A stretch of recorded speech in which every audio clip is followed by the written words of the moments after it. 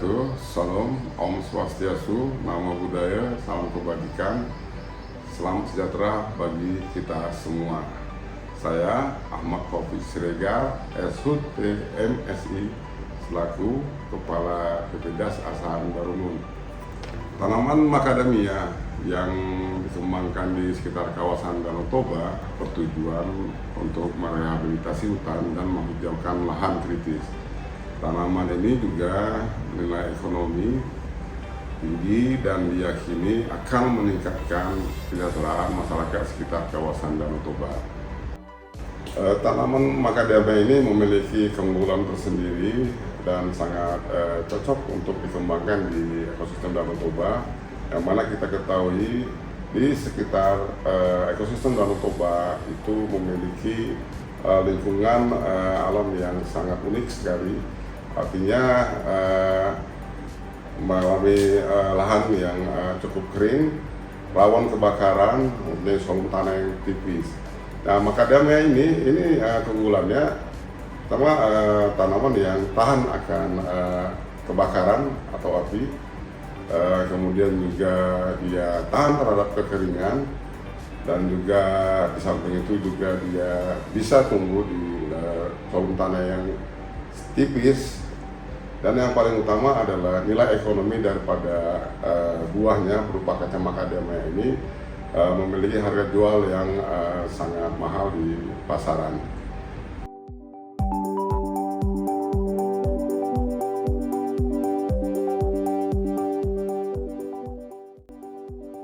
Horas Sobat Hijau, hari ini kami dari BPDAS Asahan Barumun, saya Lariski Munte, saat ini bersama salah satu pegiat lingkungan hidup di DTA Danau Toba, yaitu Bapak Wilmar Simanjorang. Horas Bapak, Horas, sehat Pak? Horas ya, Horas sehat-sehat. Mantap ya Pak. Terima kasih tim BPDAS hadir kepada lokasi konservasi kita berbasis macadamia ini ya.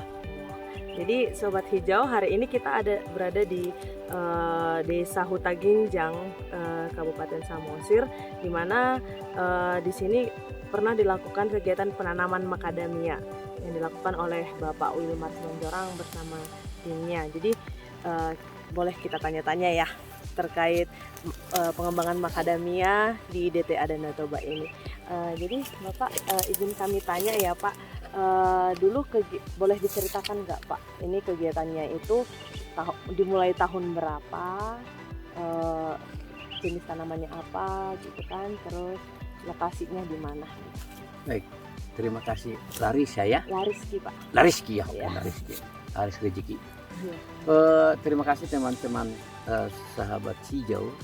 Pada sebelum 2016 saya berjuang tentang bagaimana kita memelihara hutan-hutan yang ada di kawasan Danau Toba, dan didukung oleh Ibu Menteri Lingkungan Hidup dan Kehutanan, dan juga waktu itu Bapak Dirjen BPDAS, yaitu Bapak Hilman. Jadi pada suatu saat pertemuan di 2016, beliau mengatakan ada suatu tanaman yang boleh mendukung konservasi di kawasan Danau Toba, yaitu macadamia, yang sudah berhasil di Australia. Lalu kemudian dengan hasil tersebut mulailah dipelajari oleh PTP kita yang ada di Surabaya. Dengan demikian tentunya saya sebagai penggiat lingkungan sangat menyambut ide tersebut, dan saya bilang Toba siap. Dan 2017 masih bibit yang model-model yang dikembangkan ini dikirimlah dari BPDAS Jakarta, dari Dirjen BPDAS Jakarta sekitar 250. Dengan sangat antusias saya tanamlah di kawasan ini. Baik Pak, berarti udah cukup lama Bapak ya berkecimpung di penanaman macadamia ini ya Pak, sudah 5 tahun ya Pak. Bisa dibilang sebelum launching 2019 di Persemaian Hutaginjang dulu di Kabupaten Tapanuli Utara, Pak Wilmar ini sebenarnya sudah mulai menanam dari tahun 2017 ya Pak? Iya, jadi begitu launching di Hutaginjang oleh Menko Perekonomian waktu itu 2019. dengan Ibu Menteri Lingkungan Hidup. Jadi karena saya sudah beraktivitas tentang macadamia, maka saya dapat penghargaan. Oh. Jadi apa namanya, pengkonservasi pertama macadamia di kawasan Danau Toba. Oke, berarti sudah pernah mendapatkan penghargaan karena Sudah. memang sebelum launching di 2019 Pak Wilmar sudah terlebih dahulu melakukan penanaman di sini dan hasilnya cukup baik ya Pak. Cukup Tumbuh baik, dengan ya. baik dan sudah berbuah tahun lalu. Sudah ada beberapa berbuah, tahun ini seperti kita saksikan sudah mulai berbunga. Terima kasih kepada Kementerian Lingkungan Hidup Kehutanan, sehingga semakin semangat kita dengan melihat mau berbunga berarti mau berbuah lah. Iya Pak. Jadi mau tanya nih Pak, selama 5 tahun ini manfaat yang Bapak rasakan bersama masyarakat desa ini apa ya setelah ada penanaman ini? Pertama dulu kan kawasan ini kan namanya juga termarginalkan, jadi tidak begitu subur, kemudian juga tidak ada tanaman-tanaman yang produktif. Sekarang sudah kita lihat hijau, kemudian dilihat masyarakat juga ada tanaman apa, sehingga mereka juga sebahagian sudah minta bibit dan mereka sudah ikut menanam. Oh, berarti secara ininya dia lahannya jadi lebih produktif gitu Produktif. ya Pak. Terus dampaknya secara sosial masyarakat jadi tumbuh rasa ingin menanam, menghijaukan kembali Iya. gitu jadi lebih semangat ya Pak. Karena mereka lihat dulu di sini bukanlah kawasan yang datar dan subur, tetapi kawasan yang katakanlah tidak begitu Tidak ada subur, harapan tidak gitu ada ya Pak. harapan.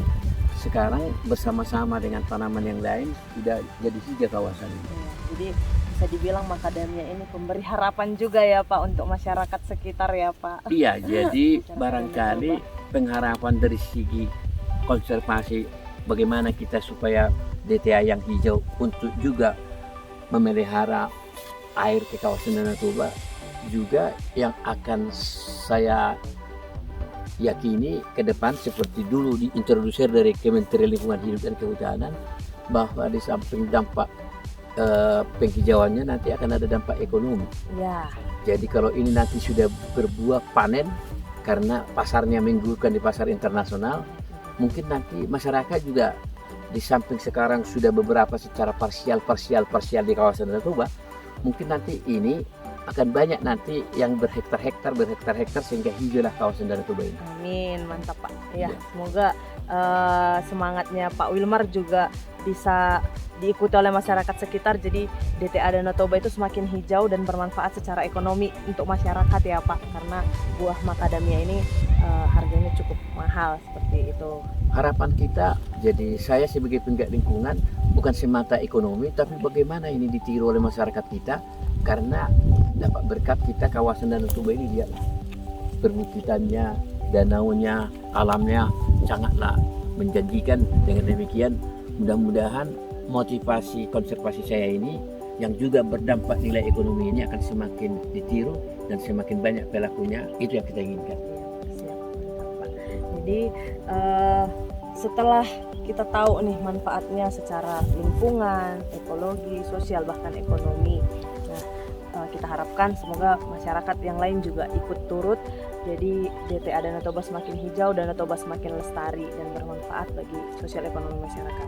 Nah, setelah 5 tahun ini Pak, setelah Bapak melakukan penanaman, pemeliharaan, kira-kira kendala yang Bapak hadapi dalam upaya penghijauan dan penanaman macadamia ini apa sih Pak? Sebelum saya ke kendala, puji syukur program kita ini, waktu kemarin kita ini kan sudah menjadi Toba Kaldera UNESCO Global Geopark. Jadi termasuklah inti dari geopark itu kan konservasi. Jadi demplot kita ini sudah termasuk salah satu bukti keberhasilan kita konservasi ya. Jadi dengan demikian tentunya harapan-harapan yang sangat menggiurkan ini ada juga kendalanya. Pertama, bagaimana kita supaya terbebas dari kebakaran lahan yang sering terbakar di sini. Makanya kita bikinlah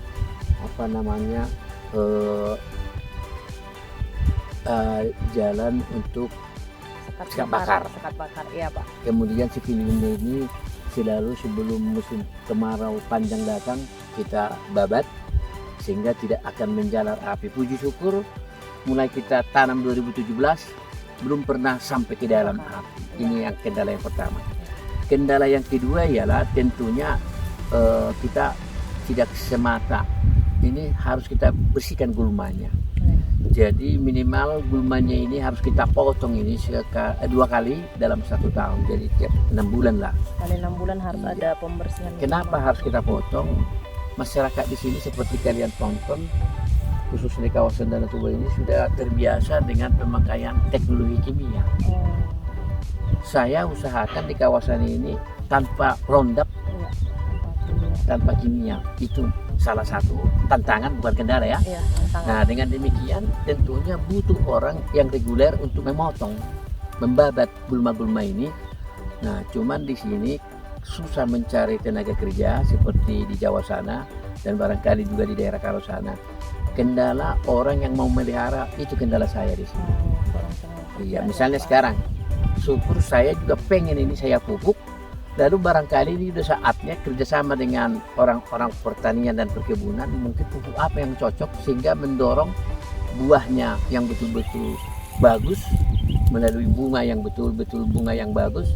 Tentunya ini kan ada teknologi untuk setelah kita pelihara sekarang sudah berbunga. Dengan demikian juga ada teknologi barangkali bagaimana bunga ini supaya menjadi buah. Nah, lalu bagaimana buah ini supaya nanti buah itu bisa sampai ke pasar tidak ada misalnya busuk atau apa begitu. Itu kendala yang kita hadapi. Pertama, kendala tentang tenaga kerja, kemudian kendala juga tentang harus perlu biaya barangkali untuk membabat minimal 2 kali 1 tahun. Jadi untuk masyarakat pada umumnya kan masih kesulitan itu kan. Tetapi saya sebagai penggiat lingkungan senang memberikan suatu demplot contoh untuk masyarakat.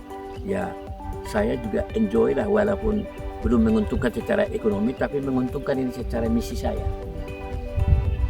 Mudah-mudahan nanti demplot ini berhasil, percontohan ini berhasil memberikan contoh, jadi masyarakatnya pun makin semangat juga ya Pak. Mungkin nanti bisa kerjasama mungkin di bidang wisata atau pertanian dan mungkin bisa menggait instansi-instansi terkait yang lebih mumpuni untuk terkait pengembangan pemeliharaannya biar tanamannya itu lebih produktif gitu ya. Ya, jadi kita melihat Rizky, coba lihat kalau nanti ini semua macadamia seperti di sana di Tonggeng sana sudah banyak di sana macadamia yang sudah berbuah. Iya. Syukur nanti di kawasan Bukit Barisan di sebelah barat ini, kemudian di sebelah selatan itulah daerah pembibitan kalian di Huta Ginjang. Ini menjadi satu model untuk konservasi dan juga model untuk konservasi yang bernilai ekonomi sehingga semakin berhasil kita menghijaukan Danau Toba ini. Danau Toba hijau tentunya menjadi destinasi wisata, lalu sumber air juga untuk PLTA ada, sumber air untuk kehidupan juga ada. Itu yang kita harapkan untuk jangka menengah dan jangka panjang. Baik Pak, jadi seperti itu ya teman-teman hijau. Jadi kami terima kasih banyak Pak karena kami kaum muda pun jadi semakin terinspirasi ini ya, karena Pak Wilmar ini ternyata usianya sudah mau masuk 70 tahun ya November Pak. Ini. Iya, 70 tahun tapi masih semangat menghijaukan, semangat naik turun bukit ini karena medannya di DTA Danau Toba kan cukup terjal ya, tapi beliau masih semangat. Semoga kita juga kaum muda semakin terinspirasi dan gak mau kalah sama Bapak Wilmar Simanjorang. Baik teman-teman Sobat Hijau, sekian dari kami, terima kasih. Salam lestari, horas, horas, horas. Terima kasih Pak. Yuk, terima kasih ya, terima kasih kunjungannya. Hijaukan bumi, birukan langit. Salam lestari.